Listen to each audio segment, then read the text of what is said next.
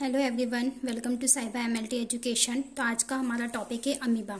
ठीक है, basically amoeba होता क्या है, वो किस तरह का दिखाई देता है, वो किस तरह से फंक्शन परफॉर्म करता है, उसको कितनी क्लासेस में कैल्सिफाई किया गया है, आज हम उन सभी चीज़ों के बारे में डिस्कस करने वाले हैं। ठीक है, तो अमीबा आज हम देखने वाले हैं। ठीक है, अमीबा जो होता है वो क्या होता है, तो अमीबा कौन से किंगडम से बिलोंग करता है, तो अमीबा जो होता है उसका किंगडम होता है हमारा बेसिकली प्रोटिस्टा, यानी कि ये प्रोटिस्टा जो होता है उसकी कैटेगरी से बिलोंग करता है। अमीबा जो है इट मीन्स ये क्या है, एक प्रोटोजोआ है। ठीक है, ये एक प्रोटोजोआ है। ठीक है, तो अमीबा जो है हमारा एक पैरासाइट है जो कि प्रोटोजोआ कैटेगरी से बिलोंग करता है। पैरासाइट जो होते हैं उसको मेनली टू कैटेगरी में क्लासिफाई किया गया है, एक प्रोटोजोआ होते हैं और एक क्या होते हैं, हेलमिंथ होते हैं। ठीक है, तो प्रोटोजोआ और हेलमिंथ ये दो कैटेगरीज होती हैं। इन दोनों कैटेगरीज के अंदर जितने भी हमारे पैरासाइट होते हैं उनको रखा गया है। ठीक है, तो हम देखते हैं आगे जो हमारा अमीबा है। ठीक है, अमीबा जो है कैसा होता है, तो अमीबा जो है हमारा एक सिंपल पैरासाइट होता है। दिखाई नहीं दे रहा अमीबा जो है, एक सेकेंड रुकिए।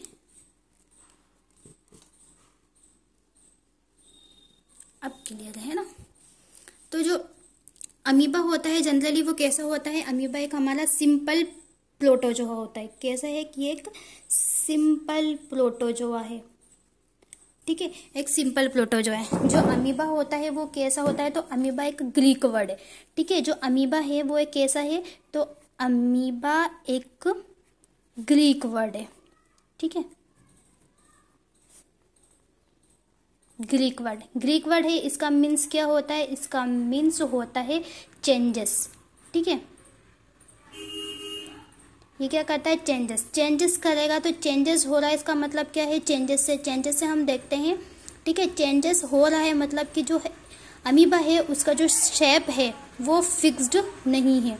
ठीक है, नो फिक्स्ड शेप। जो अमीबा है उसका शेप हमारा फिक्स्ड नहीं है। इतनी बातें तो आपको क्लियर हो गई होगी कि हमारा जो अमीबा होता है, ठीक है, वो एक प्रोटोजोआ है जो कि प्रोटिस्टा किंगडम की कैटेगरी से बिलोंग करता है। ये कैसा है, एक सिंपल प्रोटोजोआ है। ठीक है, ये जो अमीबा है, ठीक है, अमीबा कैसा है, एक ग्रीक वर्ड है जिसका मीन्स क्या होता है, चेंजेस का मतलब होता है नो फिक्स्ड शेप। अगर ये चेंज होता रहेगा तो इसका शेप जो होता है वो फिक्स्ड नहीं होता है। ठीक है, अब हम देखें तो हमारा जो प्रोटोजोआ है वो कुछ इस तरह का हमें दिखाई देता है। इसमें क्या लिखे हुए होते हैं, इसके सूडोपोडिया दिखे होते हैं, जिससे ये क्या होता है, इरेगुलर होता है, मतलब इसमें फिंगर लाइक प्रोजेक्शन प्रेजेंट होता है। ठीक है, ये जो है हमारा प्रोटोजोआ है। ठीक है, प्रोटोजोआ में इस तरह से उसकी मेम्ब्रेन जो है वो प्रेजेंट होती है। ठीक है, आप मैं ड्रॉ कर देती हूँ, आप इसको अच्छे से देख लीजिए, फिर हम आगे इसके बारे में क्या करने वाले हैं, डिस्कस करेंगे। ठीक है, जो प्रोटोजोआ होता है इसके अंदर क्या प्रेजेंट होता है, तो इसके अंदर इसका न्यूक्लियस प्रेजेंट होता है, इसके अंदर वैक्यूल्स प्रेजेंट होते हैं। ठीक है, इसके अंदर क्या होता है, इसके अंदर इंजेस्टेड आरबीसीज प्रेजेंट होती है। ठीक है, छोटे छोटे इसके अंदर साइटोप्लाज्म प्रेजेंट होता है। इसके अंदर जो होते हैं छोटे छोटे से वैक्यूल्स प्रेजेंट होते हैं। ठीक है, और इसके अंदर क्या होते हैं, छोटे छोटे ग्रेन्यूल्स भी प्रेजेंट होते हैं। ठीक है, जो कि साइटोप्लाज्म में बिखरे हुए रहते हैं। अब ये जो है हमारा क्या है, अमीबा है। अब हम इस अमीबा के बारे में देख लेते हैं कि बेसिकली अमीबा होता क्या है। ठीक है, तो अमीबा जो है इसके अंदर क्या प्रेजेंट होते हैं, ग्रेन्यूल्स प्रेजेंट होते हैं। ठीक है, ग्रेन्यूल्स प्रेजेंट होते हैं। अब इसके अंदर साइटोप्लाज्म प्रेजेंट होता है। जो साइटोप्लाज्म है उसको मेनली टू कैटेगरी में डिवाइड किया गया है। पहले हम देख लेते हैं ये क्या है, हमारा साइटोप्लाज्म।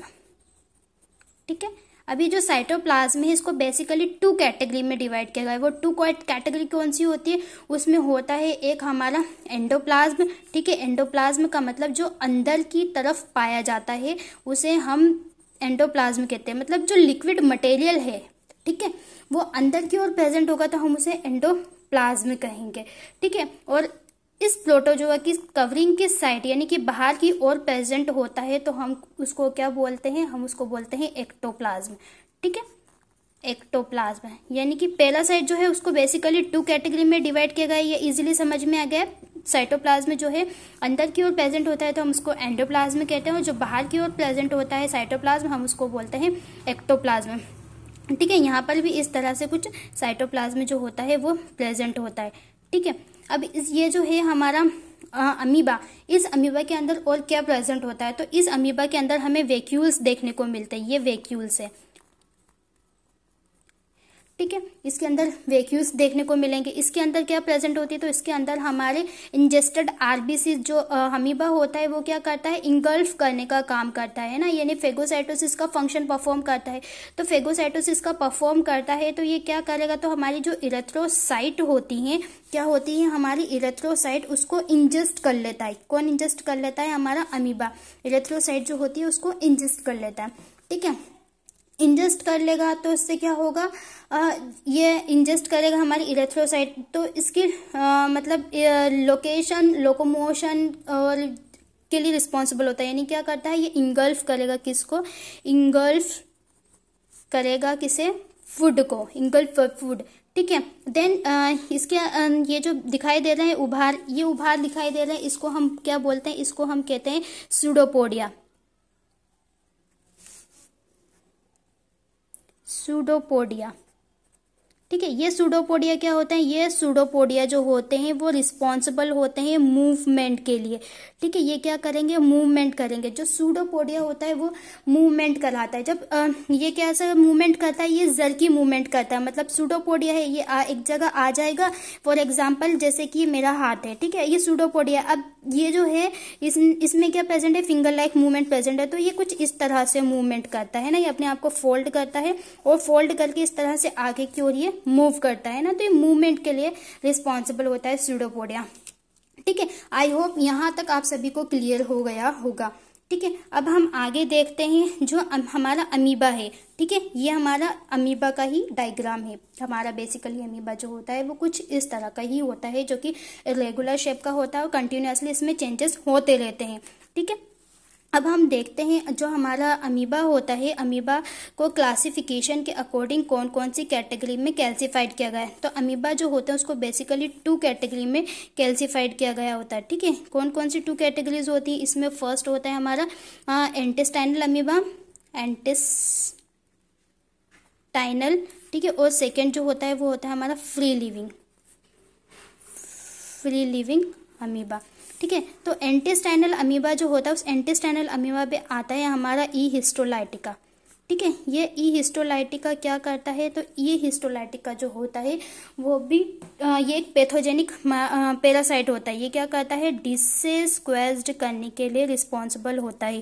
ठीक है, ये मोस्ट इम्पॉर्टेंट है point of view main exam and competitive exam सभी में ये पूछा जाता है। तो एंटअमीबा हिस्टोलाइटिका को आप अच्छे से याद कर लीजिएगा।